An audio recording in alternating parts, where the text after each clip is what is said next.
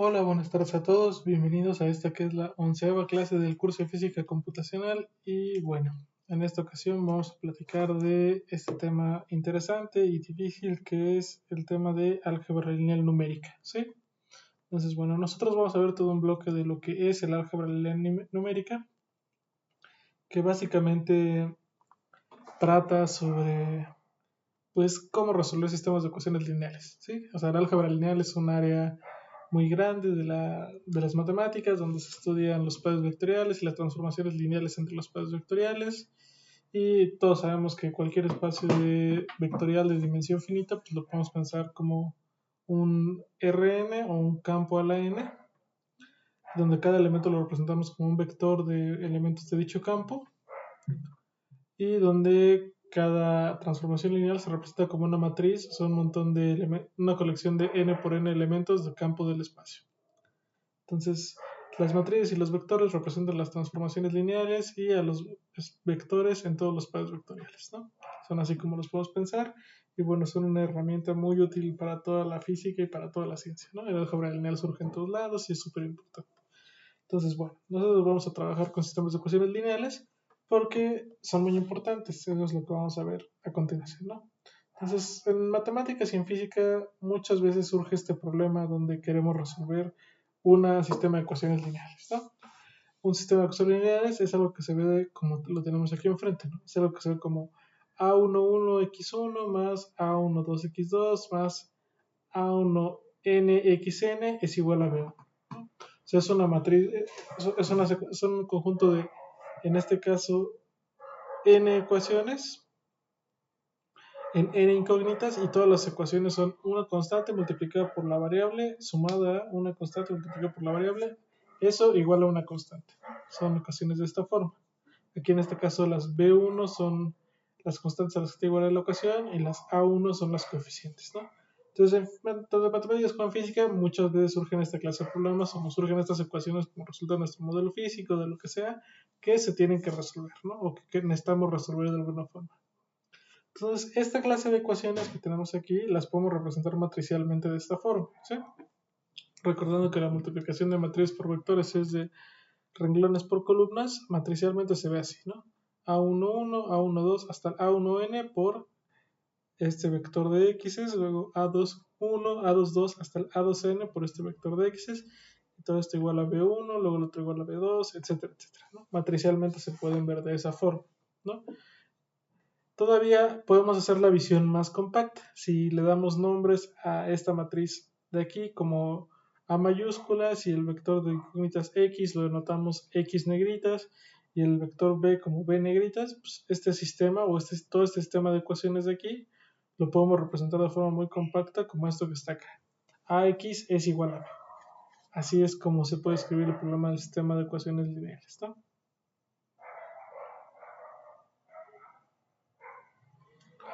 Entonces, ¿cuáles son los problemas que surgen o cuáles son los problemas comunes que aparecen como si fueran sistemas de ecuaciones lineales? Pues uno de los más comunes, por ejemplo, es encontrar la inversa de una matriz. Por ejemplo, encontrar una B tal que A por B sea igual a la identidad. Si plantean ese problema entrada por entrada de la matriz y entrada por entrada de las ecuaciones, van a darse cuenta que la B se vuelve un vector de incógnitas, de la A surgen un montón de coeficientes y esto se vuelve un sistema de ecuaciones lineales, ¿sí? Luego, por ejemplo, si ustedes quieren encontrar también intersecciones de rectas o de planos en el espacio, lo que les va a surgir es que tienen que resolver un sistema de ecuaciones lineales, ¿no?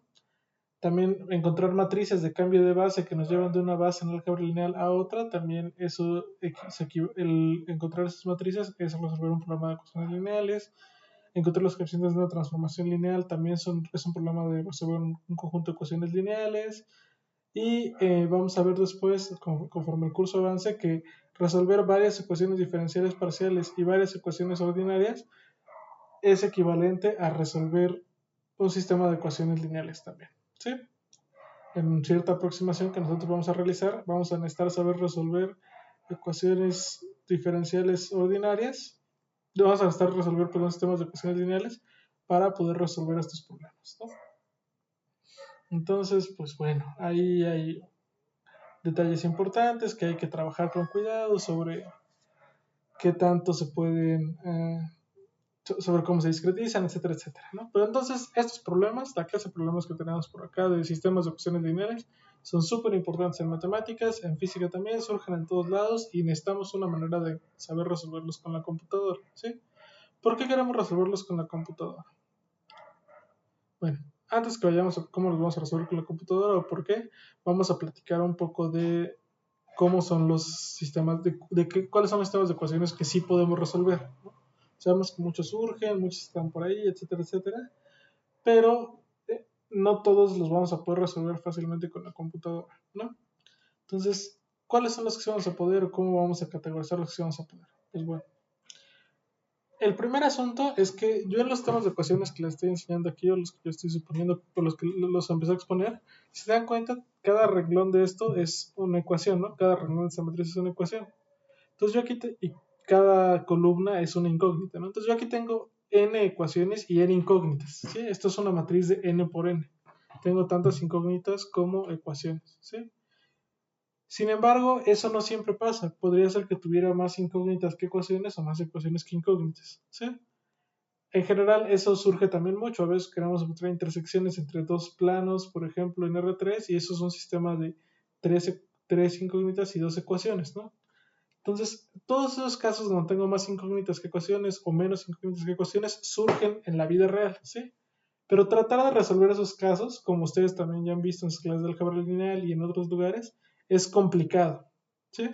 No es sencillo resolver todos esos casos ni resolver esos sistemas donde no hay el mismo número de ecuaciones que el mismo número de incógnitas. Entonces, por ahora vamos a suponer que siempre tenemos el mismo número de ecuaciones y el mismo número de incógnitas. O sea que la matriz A de coeficientes con la que estamos tratando en nuestro problema de este estilo, que de hecho aquí le falta ser negrita, perdón.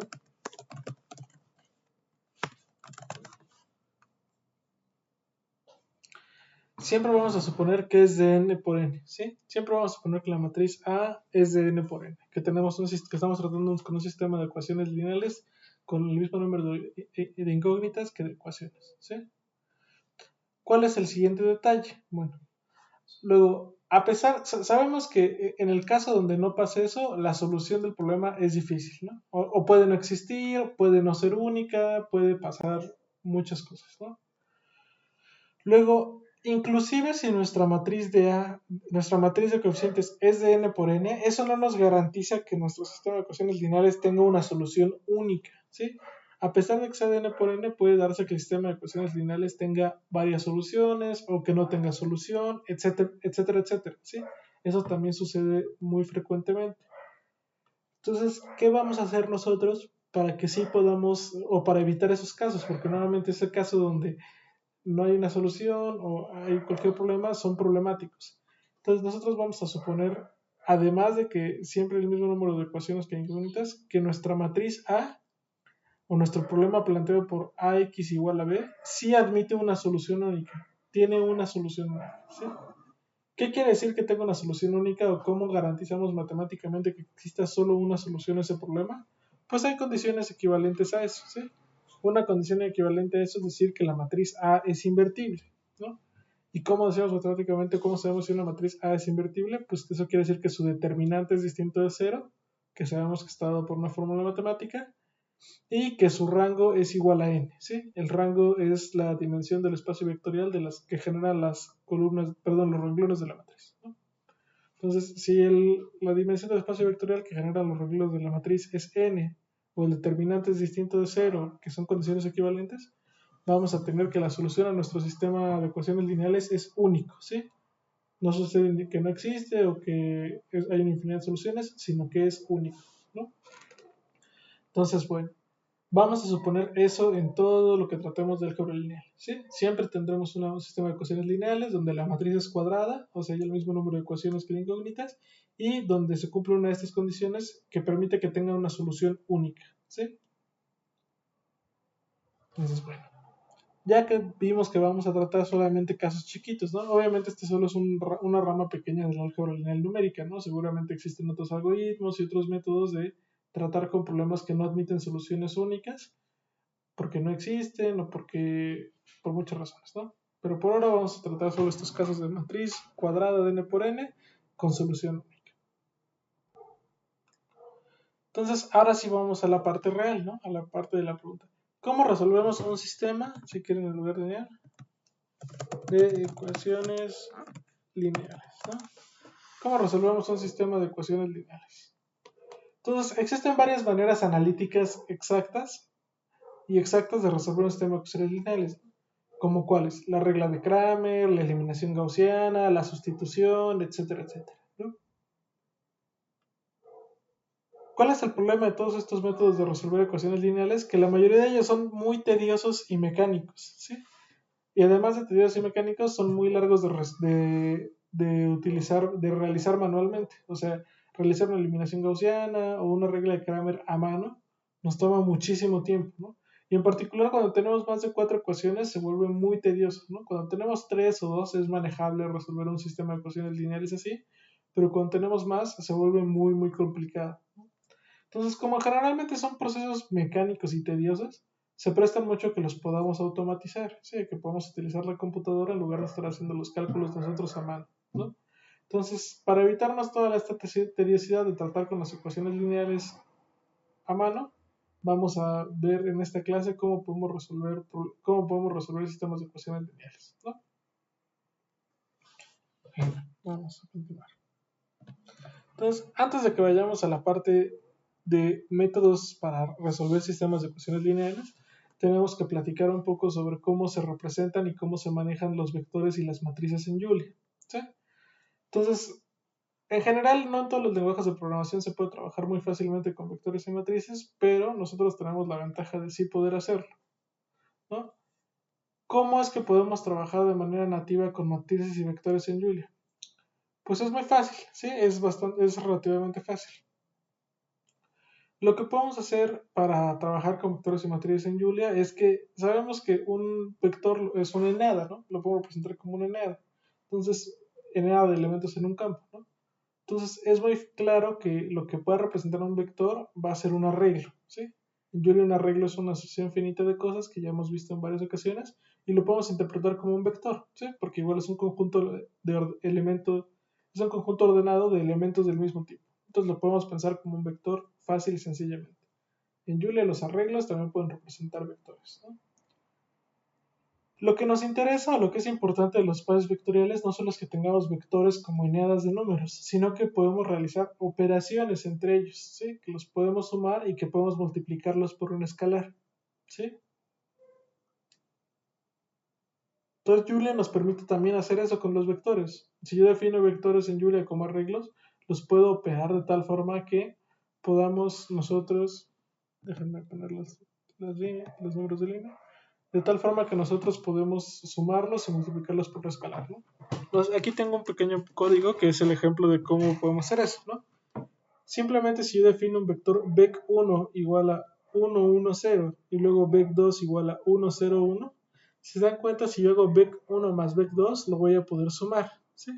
Si yo defino también un alfa que sea 5.0 y le digo que me multiplique alfa por todo un vector, Julia entiende esto como la multiplicación por escalar, ¿sí? Y voy a poner un comentario.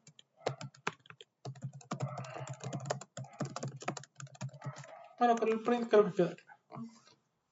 Entonces, aquí sumo y aquí hago el producto por una escalar, ¿no? ¿Cómo hago la suma o cómo hago el producto por una escalar? Los hago tal cual. Utilizo una variable para referirme a mi arreglo o declaro una variable con mi arreglo y luego sumo las variables como sumo números, ¿no? Igual multiplico un escalar por un vector como multiplico dos números. Es exactamente de la misma forma, ¿no? Vamos a correrlo.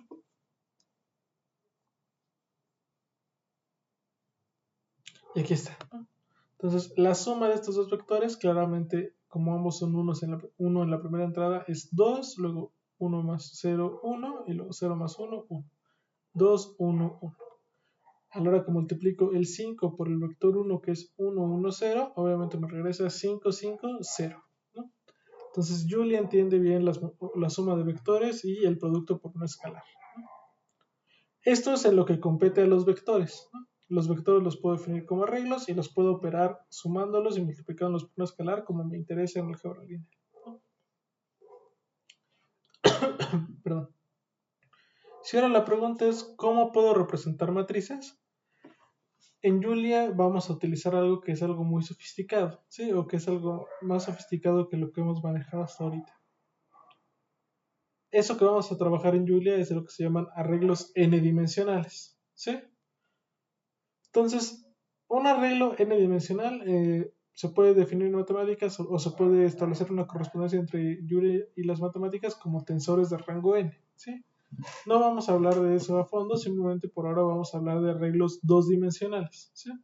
Entonces, un arreglo al principio hemos visto que era una cosa que tenía un solo índice, ¿sí? Un arreglo n-dimensional es una cosa que tiene n índices. Y en el caso de un arreglo dos dimensional, pues un arreglo de dos dimensiones tiene dos índices, ¿sí? Igual que una matriz tiene I y J para referirse al número de columna y al número de renglón de un elemento. Un arreglo que tiene dos dimensiones en Julia, que necesita un I y un J, pues también se va a representar una matriz, ¿no? Entonces, la pregunta después de todo este choro es, ¿cómo hacemos para construir arreglos dos dimensionales en Julia que me representen una matriz, ¿no? Entonces, esto que está acá es la sintaxis para declarar arreglos dos dimensionales, ¿no? Entonces, ¿qué hacemos para declarar un arreglo dos dimensional? Pues, igual que en la vida real, vamos especificando renglón por renglón, ¿sí? Solo que quiero que vean que ahora los renglones no son arreglos, ¿sí? Los renglones son algo parecido a los arreglos, pero están separados por espacios en lugar de estar separados por comas, ¿sí? Esto es como un arreglo, pero cada entrada está separada por un espacio. Luego pongo un punto y coma y vuelvo a poner otro arreglo separado nuevamente en lugar de comas por un espacio entre corchetes, ¿no? Entonces, esta cosa de aquí va a ser el primer renglón de mi arreglo unidimensional o de mi matriz, y esta cosa de acá va a ser el segundo renglón de mi arreglo n-dimensional, ¿no? Entonces, así es como se especifica para Julia un arreglo de dos dimensiones. Vamos a correr esto para ver qué nos dice la computadora. Pues lo corremos y vean que nos regresa Julia, ¿no? Aquí nos dice, este A es un arreglo de 2 por 3. Ya no tiene una sola dimensión, ya no nos dice como antes, es un arreglo de 2 elementos, de 3 elementos, de 5. Ahora me dice, es un arreglo de 2 por 3 elementos. Es un array de float 64, de elementos flotantes, de dimensión 2, ¿sí? Este numerito que aparece aquí es la dimensión del arreglo. Y me enseña aquí los elementos del arreglo, ¿no? Me lo imprime o me lo muestra como normalmente me muestra la última expresión evaluada. Entonces, esto es como definimos nosotros un arreglo en dos dimensiones, ¿sí? ¿Cómo podemos definir un arreglo en dos dimensiones a partir de vectores? Pues bueno, si yo tengo un vector que yo quiero concatenar como si fuera una columna con otro vector, puedo usar esta sintaxis. A2 igual a vec1 espacio vec2, ¿no? Esto me va a ver este vector como si fuera un renglón y lo va a concatenar con el vector de acá, ¿no? Se van a ver de esta forma.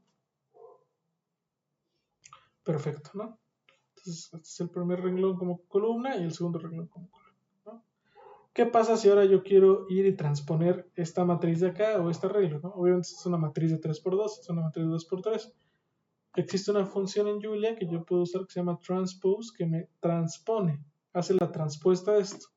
¿Qué quiere decir la transpuesta? Es la matriz donde el elemento IJ de una es el AJ del AI, el JI de la otra, ¿no? Perdón.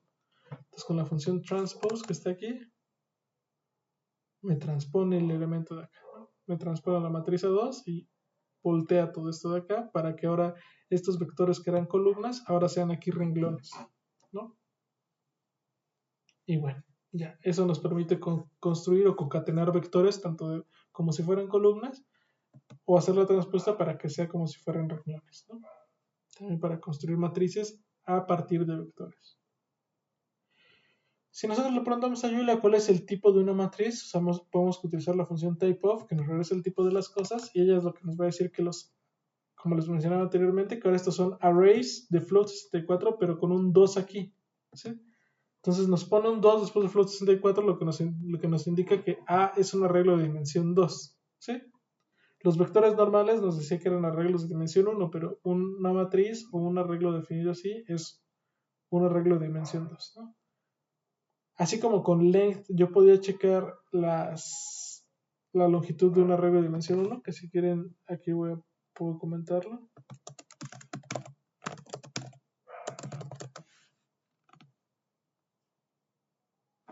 Ay, perdón. Aquí no es. Entonces vamos a ponerlo aquí. Entonces, así como length nos da la longitud de un arreglo de una dimensión, las dimensiones de un arreglo de 2 dimensiones se pueden consultar con la función size, ¿no? Entonces, ¿a qué me refiero con las dimensiones? Pues este es de 3×2, ¿no? Este es de 2×3. Entonces, si yo utilizo size, por ejemplo, de A2, me va a decir que justamente es de 3×2, ¿no? El A2 original era esta cosa de acá, que era de 3×2. Y aquí con size me dice, tu arreglo tiene 3 en una longitud 3 en una dimensión y longitud 2 en otra. Entonces, es un arreglo de 3×2 de dimensión, ¿no? ¿Qué es lo valioso de definir matrices así? Bueno, pues lo importante o lo realmente valioso de construir matrices y arreglos dos-dimensionales de esta forma es que nosotros podemos aprovechar de esto para multiplicar vectores por una matriz, perdón, matriz por vectores, como lo hacemos normalmente, ¿sí? Nosotros podemos multiplicar una matriz por un vector, hice una matrix, pero es una matriz, perdón, si coinciden sus dimensiones, ¿no? ¿Cómo hacemos eso en la vida real? Pues necesitamos que los renglones, el número de renglones de la matriz sea igual al número de columnas del vector. Perdón, el número de renglones de la matriz sea igual a la longitud del vector, ¿no? Y es lo mismo que pasa acá. Yo puedo multiplicar, por ejemplo, una matriz de 3×3 que tiene 3 renglones y 3 columnas por un vector de 3 entradas, ¿no? Entonces aquí defino, por ejemplo, en este código de aquí, la matriz A4 como la matriz que tiene el 1, 2, 3, luego el 2, 4, 5 y por último el 7, 8, 9, ¿no? Entonces la puedo multiplicar por el vector 1, 0, 0 visto como vector columna, ¿no? Multiplicarlo por la derecha. Y lo que me va a imprimir esto, obviamente por la forma de este vector, debería de ser la primera columna de toda esta matriz, que va a ser lo que eventualmente me va a regresar. Me regresa la primera columna, que es el primer elemento de aquí, el primero de acá y el primero de acá. El 1, 2, 7. Entonces, puedo multiplicar matrices por vectores sin ninguna dificultad. Inclusive, como en un caso más general, recordamos que lo único que necesitamos que coincida es el número de columnas con el número de la longitud del otro vector, ¿sí? Entonces necesitamos que las columnas de uno coincidan con la longitud del otro para poder hacerlo. Entonces vean que aquí tengo una matriz que ahora tiene 4 renglones, ¿no? 4 renglones, pero tiene 3 columnas. Entonces, por tener 3 columnas, puedo nuevamente multiplicarla por un vector de longitud 3, ¿no? Obviamente, una matriz de 4×3 multiplicada por un objeto de longitud 3 me va a regresar algo de 4×1, ¿sí? O un vector de longitud 4, que es lo que va a pasar cuando corramos esta celda. Nuevamente, A5 por el vector me regresa la primera columna de todas estas cosas, que es la columna 0, 1, 2, 7, ¿no? Que es un objeto de longitud 4 porque esta matriz es de 4×3. Entonces, mientras coinciden las dimensiones igual que en la vida real, mientras el número de columnas de la matriz sea igual a la longitud del vector, podemos multiplicar vectores por matrices. ¿Sí? Perdón, matrices por vectores, como se hace comúnmente en álgebra lineal. Si no coinciden las columnas de una matriz con la longitud del vector e intentamos hacer la multiplicación, Julia nos va a decir que no se puede, que no lo entiende, ¿sí? Como en este caso donde yo tengo una matriz de 3 renglones por 2 columnas y la intento multiplicar por un vector de 3 entradas, como el 2 es distinto del 3, esto me va a mandar un error, ¿no? Intentamos correr y Julia me dice, aquí hay un error y es un error de dimensión, ¿sí? No coinciden las dimensiones entre la matriz A, que es de 3,2, y el vector B, que tiene longitud 3. Entonces, A por B no se puede hacer la multiplicación porque esto es de longitud 3,2 y el otro es de longitud 3. Y ya. Entonces, bueno, Julia nos puede hacer multiplicaciones de nos puede sumar vectores, puedo multiplicarlos por un escalar, puedo multiplicar matrices por vectores mientras coincidan las columnas con la longitud, etcétera, etcétera, ¿no? Por último, lo último que les quiero mencionar sobre cómo operar matrices y vectores es que en Julia, si le pedimos que nos imprima cómo es una matriz, nos la imprime muy feo, ¿sí? Esta es la matriz 6 que definí aquí, que es 1, 2, 2, 4, 7, 8. Si yo le pido que me la imprima con la función print, se ve muy fea, ¿sí? No se ve bonita, se ve así como un vector solamente separado por puntos y comas entre renglones, ¿no? Sin embargo, existe una función que se llama display y si yo utilizo display para mostrar, o si yo digo display de un arreglo, vean cómo se ve. Sí, o sea, ya vemos que este se ve feo. Pero si yo le doy display de un arreglo, me lo enseña de la forma bonita, desde la forma como me gustaría verlo, como ya un objeto en dos dimensiones, ¿no? 1, 2, 2, 4, 7, 8. Entonces, bueno, la función display es útil para eso. ¿Qué más nos interesa hacer con una matriz o con un renglón? O digo, con una matriz. Pues nos interesa acceder a sus elementos, ¿sí? Ya sea nos interesa acceder a sus elementos individualmente o nos interesa acceder a sus elementos por renglones o por columnas o por submatrices, ¿sí? Entonces, por ejemplo, yo tengo una matriz A y puedo acceder al elemento IJ utilizando la sintaxis que está acá. A, paréntesis cuadrados, y coma J, ¿no? Entonces, igualito como hacemos con los vectores de una entrada donde utilizamos I para acceder al iésimo elemento, aquí vamos a utilizar I, J para acceder al elemento I, J. Entonces, aquí está, es la matriz 1, 2, 3, 4, 5, 6. El elemento 1, 2, que es el 1 quiere decir el renglón y 2 la columna, es el elemento del primer renglón, segunda columna, es el 2. Segunda columna, tercer elemento, es el 6, ¿no? Perdón, segundo renglón, tercera columna, aquí está. Entonces, bueno, con esta sintaxis de los paréntesis cuadrados accedemos a elementos individuales, ¿no? Si yo quiero, en lugar de eso, acceder a un renglón completo o una columna completa de una matriz, podemos utilizar en lugar de IJ dos puntos y eso nos va a permitir acceder a todos los elementos en ese índice, ¿sí? Que eso va a ser o un renglón o una columna, ¿no? Por ejemplo, si quiero del primer renglón todos los elementos, esto va a ser un renglón, y si quiero de todos los elementos la tercera columna, pues esto va a ser una columna, ¿no? Entonces, si hago A1, 2 puntos, me da ese primer renglón y A2 puntos, 3 me da esa tercera columna, que es lo que vemos acá, ¿no? A1, 2 puntos es este renglón de acá, y luego A2.3 es esta columna de acá, el 3,6, ¿no? Entonces, con esta sintaxis podemos acceder o a renglones o a columnas. Notemos también algo importante, que es que en Julia nosotros podemos utilizar un arreglo, bueno, un rango o un arreglo de enteros como índice de otro arreglo para obtener el subarreglo con dichos índices, ¿no? Por ejemplo, supongan que tengo este arreglo 1, que son las potencias del 2, ¿no? 2, 4, 8, 16, 32 y 128. Si yo le pido a Julia que me imprima del arreglo 1 el elemento de lista 2,5 o los elementos desde el 1 hasta el 3, me los va a imprimir, ¿no? El segundo y el quinto elemento son el 4,32 y los primeros tres elementos son el 2, 4, 8. Entonces, bueno, estos dos existen, los podemos operar y utilizando listas y rangos puedo obtener un subarreglo de un arreglo. Y lo mismo pasa con las matrices, ¿sí? Si yo tengo una matriz que es de esta forma, 1, 2, 3, 4, 5, 6, 7, 8, y le pido la submatriz con los primeros dos, de los primeros dos renglones y las columnas de la 3 a la 4, me la va a dar, ¿sí? O con los primeros dos renglones y las columnas de la 2 a la 4. Entonces, mi matriz original es esta de mat1.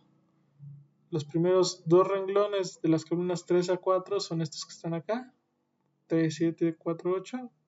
Y si le pido también el segundo renglón, pues me toca el 2, 6, 3, 7, 4, 8, ¿no? Entonces puedo tener tanto subarreglos como submatrices, dándole en lugar de un solo índice entero a un arreglo o una matriz, un rango o una lista de enteros, ¿no? Entonces, bueno, diviértanse con eso, pueden hacer muchas cosas entretenidas con matrices y vectores y puede serles útil para multiplicar vectores cuando tengan tareas que involucren esa clase de cuentas.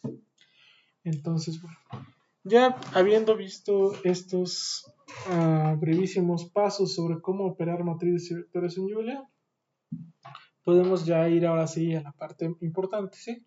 Esto que estamos viendo ahorita de cómo operar matrices y vectores en Julia, espero que lo aprendan muy bien y que lo manejen muy bien porque lo vamos a utilizar absolutamente todo el curso, ¿sí?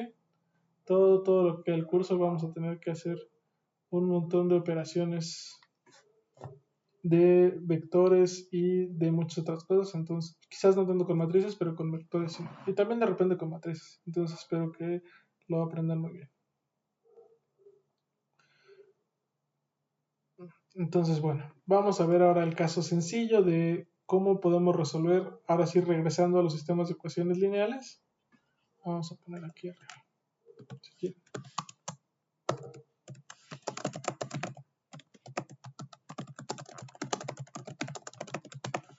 De vuelta a los sistemas lineales, ¿no? Entonces, ya quiero resolver el problema yo ax igual a b, ¿no? Esta línea creo que quedaría mejor acá.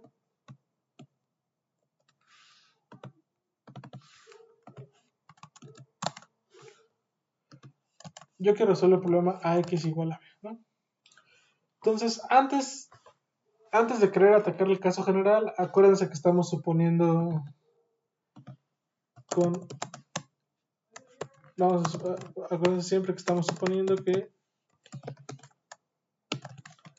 A una matriz real de n por n y con determinante distinto de 0, ¿no? O con rango n, o etcétera, etcétera, ¿no? Entonces, vamos a suponer ahora algo, vamos a trabajar antes del caso general de ax igual a b, vamos a suponer un caso muy sencillo, ¿sí? O vamos a suponer que la matriz A es de cierta forma para trabajar con un caso muy sencillo. Y es el caso donde la matriz A es una matriz triangular superior, ¿sí? Entonces, en caso de que la matriz A sea una matriz triangular superior, o sea que es una matriz de esta forma, que abajo de la diagonal tiene puros ceros, o sea que cualquier elemento A y J es 0 para I mayor que J. Entonces, cuando nuestra matriz es de esta forma, es muy sencillo resolver el sistema, ¿sí? Resolver el sistema de ecuaciones AX igual a B va a ser muy simple. ¿Por qué?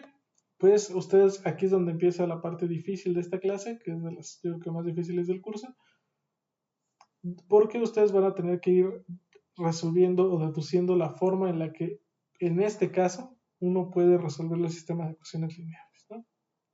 Entonces, si tenemos un sistema de ecuaciones donde la matriz A se ve así, ustedes tienen que ponerse a pensar o tienen que encontrar la manera de irlo resolviendo fácilmente, ¿no? Que aquí, realmente, como les decía, es muy fácil, ¿no? Entonces, aquí es cuando entra el ejercicio 1, ¿no?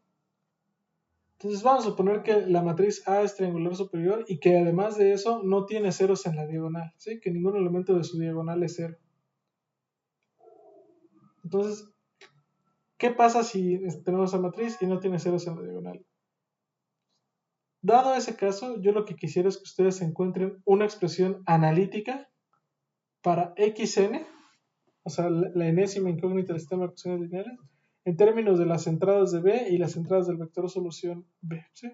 Déjenme aquí cambiar una cosita.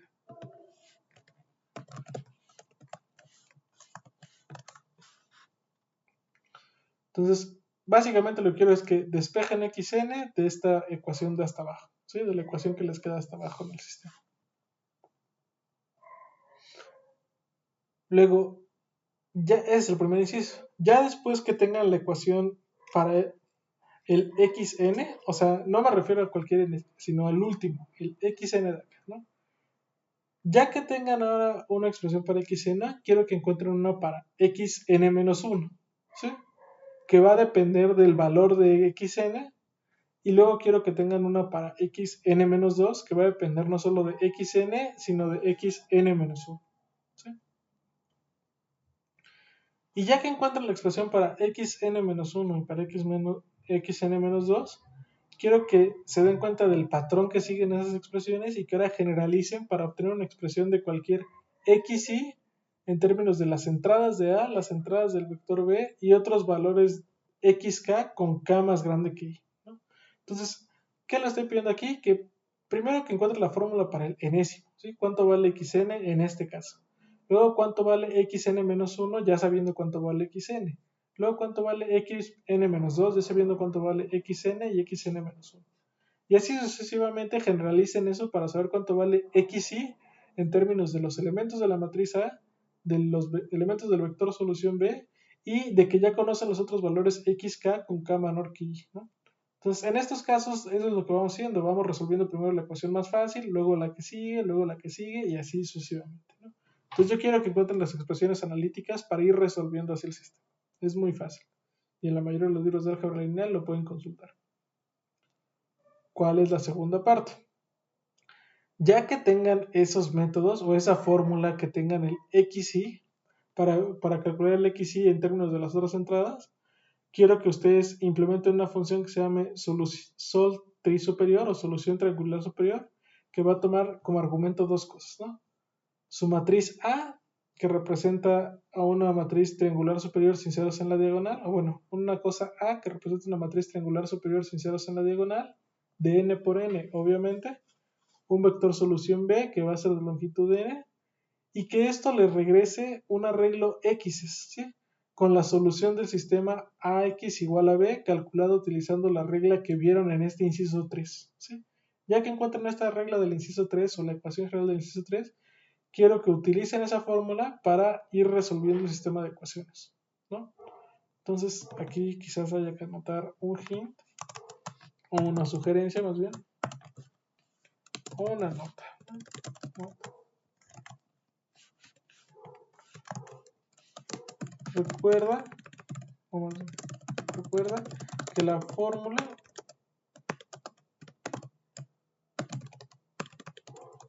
del inciso 3 del ejercicio anterior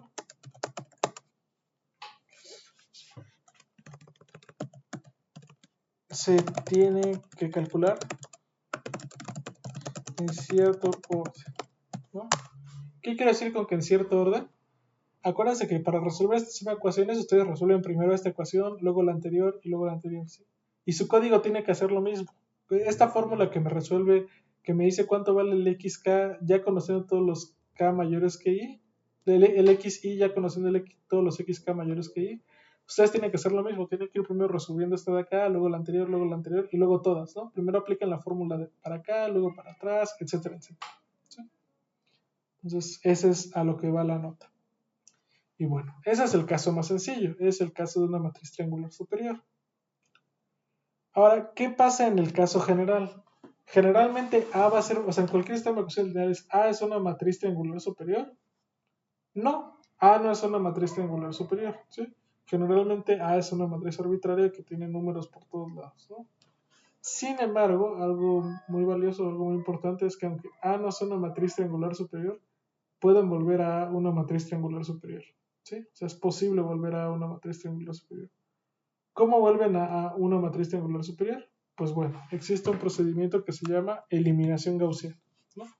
Aquí les pongo el link del artículo en Wikipedia sobre la eliminación gaussiana.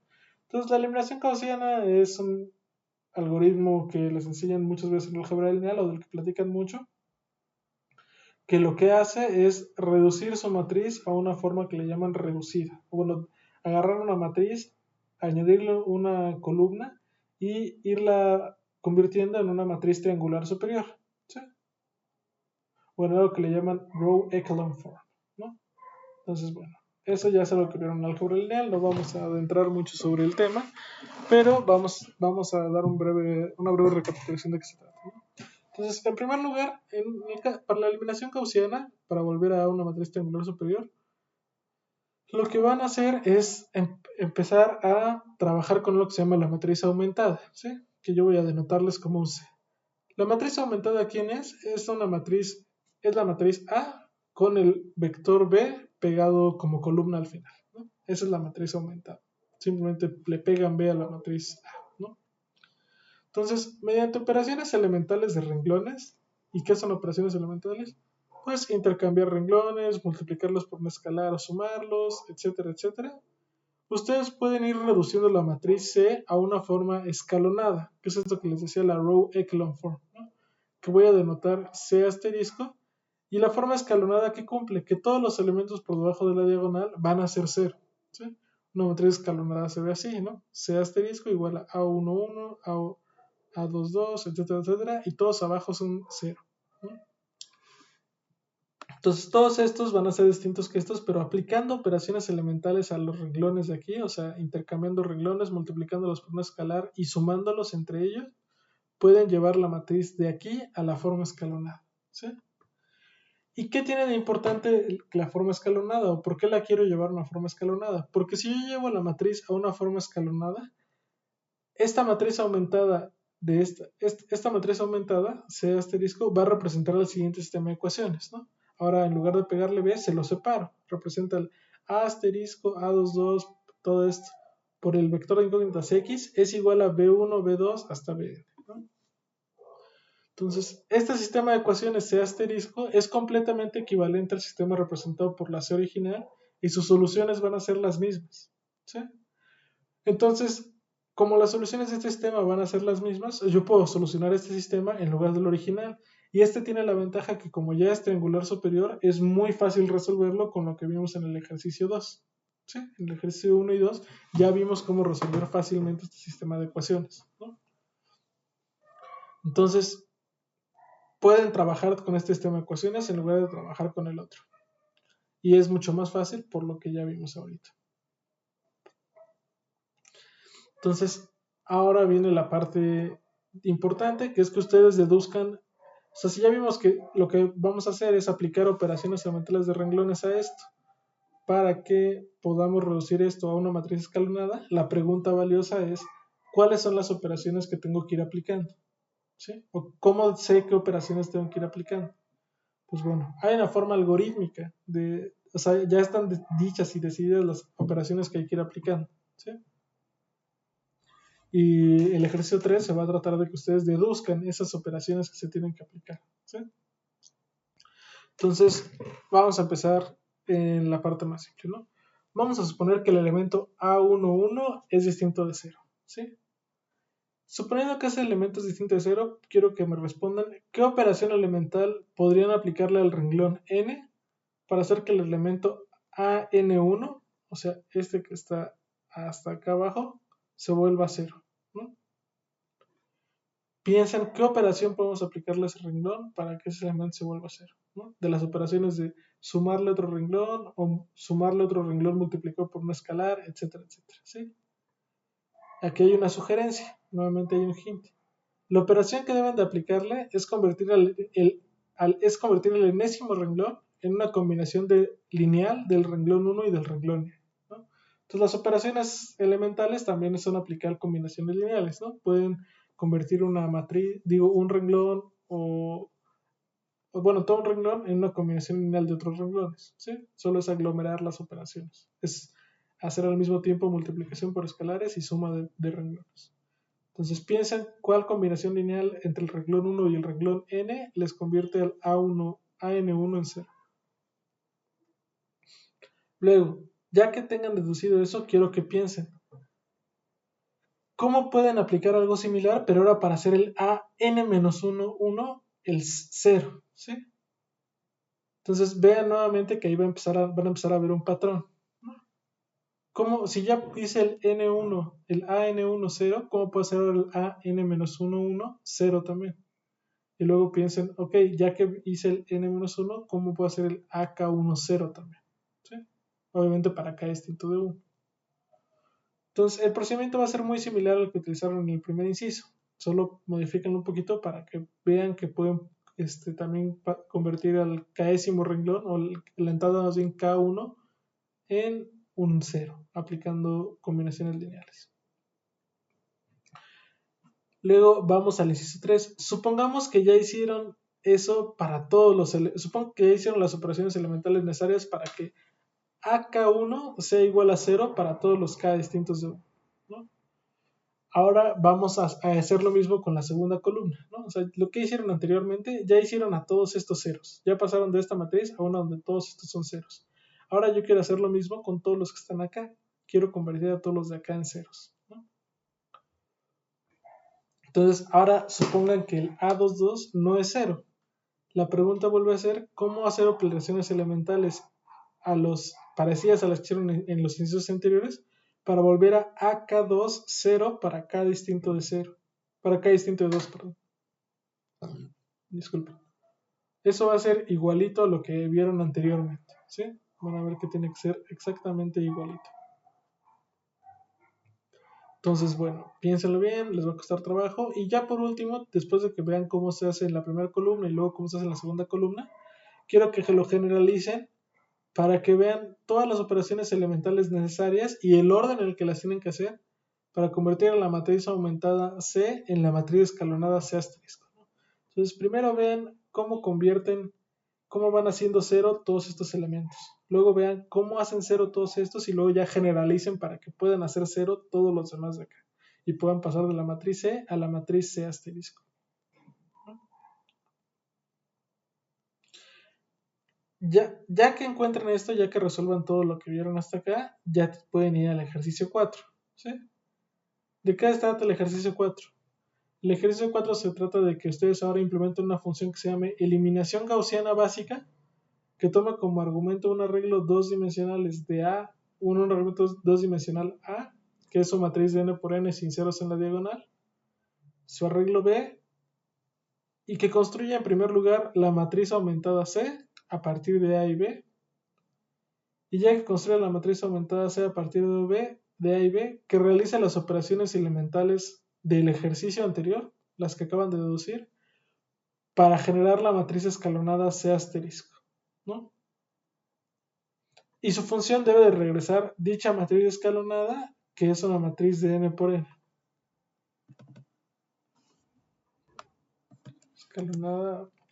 Matriz escalonada obtenida, que va a ser de n por n, ¿no? De n por n más 1. Entonces, solo por curiosidad, para que puedan concatenar bien la matriz A y la matriz B, utilizo una función que se llama hcat, ¿sí? Que les permite concatenar matrices y vectores de forma horizontal, así, ¿no? Tengo el A, que es el 1, 2, 3, 4, 5, 6, tengo el B, que es el 8, 9. Si yo hago hcat de A, B, vean lo que pasa, ¿no? Aquí está el 1, 2, 3, 4, 5, 6, el 8, 9, y el hcat de AB es esto que está acá. Le pega esta columna al elemento de acá. Entonces, bueno, esa función la van a tener que utilizar para crear la matriz aumentada C, y la parte interesante del ejercicio es que hagan la matriz escalonada C asterisco. Bueno, este ejercicio es difícil, piensen bien cómo son las operaciones elementales, no son tan complicadas, y luego prográmenlas, por favor. Noten que es muy importante que aquí vamos a suponer que la matriz no tiene ceros en la diagonal, porque necesitamos que los elementos de la diagonal sean distintos de cero para aplicar estas operaciones elementales, ¿no? Y de la forma de las operaciones elementales se ve que tienen que ser distintos de cero. Bueno, ahora vamos al caso todavía más general, ¿no? Ya vimos, si es triangular superior, lo resuelvo directamente. Si no es triangular superior, la reduzco a una triangular superior si los elementos de la diagonal no son cero. Ahora viene el asunto feo. ¿Qué sucede si sí hay elementos en la diagonal que son cero? Bueno, si tenemos elementos en la diagonal que son cero, como el método anterior vimos o utilizamos la hipótesis todo el tiempo de que los elementos de la diagonal no fueran cero para que nuestro método funcione, vamos a tener que hacer lo mismo. Vamos a tener que hacer una matriz equivalente en la cual los elementos de la diagonal no sean cero, ¿sí?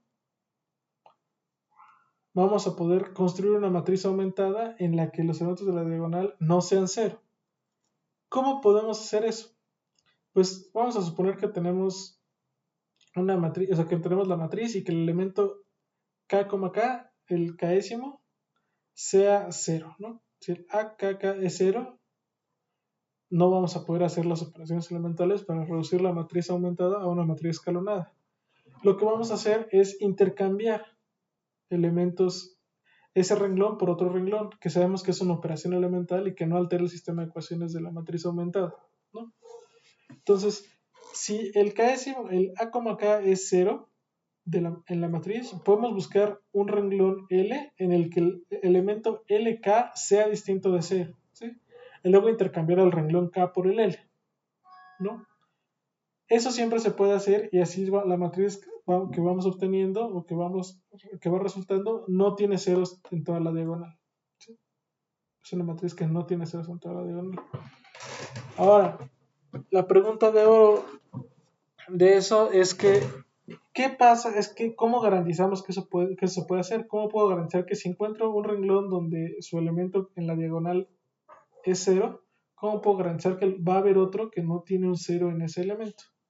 Bueno, pues lo que pasa es que si la solución al sistema es única, que es lo que estamos suponiendo, nunca se va a dar el caso de que el ALK sea 0 para toda L, ¿sí? Porque si eso sucediera, pasaría que el rango de la matriz no es n y entonces no hay una solución única para el sistema. Entonces, siempre va a haber un renglón que vamos a poder intercambiar por el renglón que no podemos tener, ¿sí? Sin embargo, algo importante a notar es que aunque existe otro renglón con el que podemos ir a intercambiar, hay que darnos cuenta de que esto no se hace de manera tan simple, ¿sí? No solamente es ir y buscar otro renglón que no sea 0 en la L-ésima entrada y cambiarlo, perdón, en la K-ésima entrada y cambiarlo, sino que puede pasar que que el renglón K, además de que es 0 en el K-ésimo, también sea 0 en el L-ésimo. Entonces, al cambiar el renglón L por el renglón K, también se ponga un 0 en el elemento L de la diagonal, ¿sí? Entonces, no podemos hacer eso de forma tan flexible. Lo que tendríamos que hacer en ese caso es ser más cuidadosos y ver cuándo sí podríamos hacerlo y cuándo no, y fijarnos que hacer el intercambio de renglones no nos genera un nuevo cero en la diagonal, ¿no? Entonces, bueno, todos esos detalles son lo que van a tener que ustedes que deducir en los siguientes ejercicios y que implementar, ¿sí?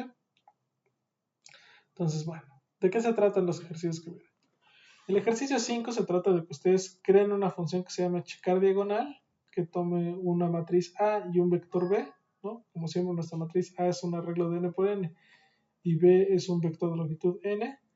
Y lo que tiene que hacer es construir la matriz aumentada C a partir de A como B y luego revisar sus elementos diagonales para ver que no sean cero, ¿sí?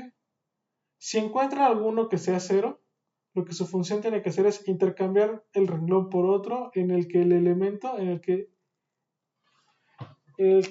elemento de la diagonal sea distinto de cero, ¿sí?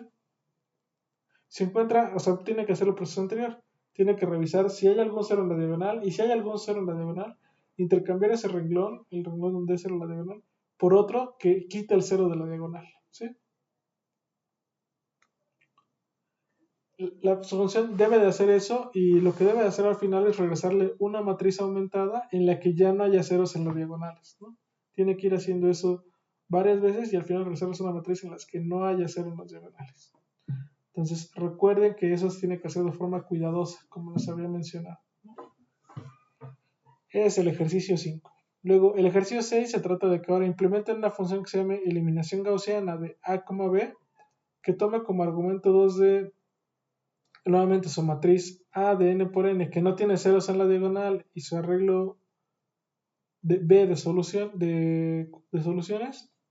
o sea, la matriz A y B que representan el sistema de ecuaciones lineales, y que lo primero que haga sea utilizar checar diagonal para obtener una matriz aumentada sin ceros en las diagonales, y luego que les aplique las operaciones elementales del ejercicio 3 para obtener una matriz escalonada C asterisco, ¿sí? Y la función les va a regresar dicha matriz escalonada, ¿no? La matriz de n por n más 1. Entonces, básicamente aquí tienen solamente que utilizar checar diagonal y luego tienen que utilizar la función que crearon acá, la eliminación gaussiana básica, ¿sí?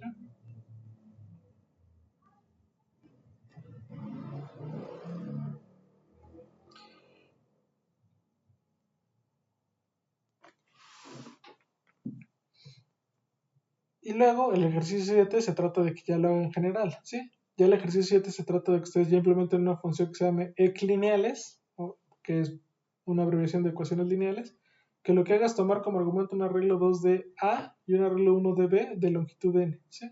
Y que utilice las funciones eliminación gaussiana y solución sol-tri superior, o sea, la solución para los temas triangulares superiores, para resolver el sistema de ecuaciones lineales y regresar un arreglo 1D de longitud n a las soluciones x, ¿no? Entonces, ¿qué va a hacer esto? Pues nuevamente, primero van a utilizar esta función que revisa si tiene ceros en la diagonal y que les va a regresar la matriz aumentada sin ceros en la diagonal y ya buena para aplicarles todo. Y ya después de eso solo tienen que aplicarles solución triangular superior a la matriz normal para que les resuelva el sistema. Entonces, si quieren, aquí voy a quitar el A y B para hacer más porque esto los puede confundir sobre los argumentos que van a utilizar, pero deben utilizar las dos funciones, tanto eliminación gaussiana como solución triangular superior, para resolver el sistema de ecuaciones lineales AX igual a B, ¿no? Entonces va a hacer todo este proceso, va a checar la diagonal de A, va a construir la matriz aumentada sin ceros en la diagonal, va a reducir esa triangular superior y luego va a resolver la triangular superior, que es lo que ya han hecho funciones para todo eso anteriormente, entonces esto debe ser breve y rápido, ¿no? Y ya que tengan eso, el último ejercicio es que revisen que para el sistema que tenemos aquí, su función de ecuaciones lineales AB resuelve las ecuaciones lineales, ¿no? Entonces, bueno, chequenlo bien, trabajenlo con calma. Este notebook es muy difícil. Bueno, aquí es el sistema de ecuaciones lineales de 4x4, su solución. Y bueno, entonces eso es todo lo que tenemos o lo que les tengo que mostrar por ahora. Creo que esto está mal, esto no es. Ya está, ¿no? Entonces, revisen bien este notebook. Tienen que saberse bien la eliminación gaussiana para que lo puedan implementar. Si no se lo saben, aquí está el artículo en Wikipedia o en la mayoría de los libros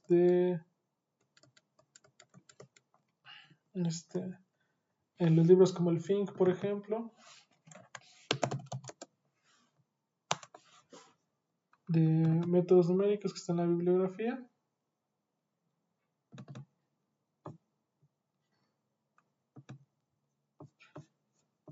Si se van aquí a la sección de sistemas lineales, existe un capítulo sobre eliminación gaussiana, ¿sí? Vamos a verlo rápidamente para que... Aquí está.